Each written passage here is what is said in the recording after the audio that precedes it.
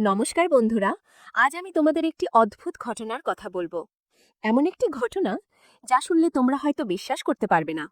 গত মাসে আমার এক বন্ধু ব্যবসার কাজে দার্জিলিং গিয়েছিল। সন্ধে নাগাদ সে একটি পুরনো হোটেলে উঠল। হোটেলটি ছিল বেশ প্রাচীন, ব্রিটিশ আমলের।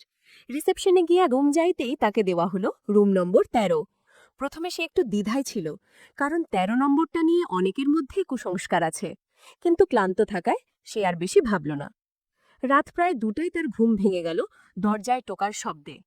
প্রথমে ভাবল হয়তো কেউ ভুল করে এসেছে, কিন্তু দরজা খুলে দেখল বাইরে কেউ নেই।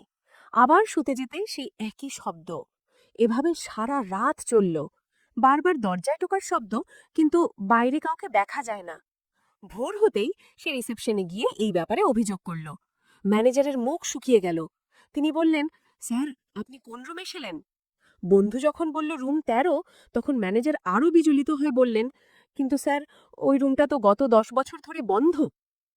এই ঘটনার পর থেকে আমার বন্ধু আর কখনো পুরনো হোটেলে ওঠেনি। তবে এটা মনে রাখা ভালো যে এই ধরনের অভিজ্ঞতা মানসিক চাপের কারণ হতে পারে।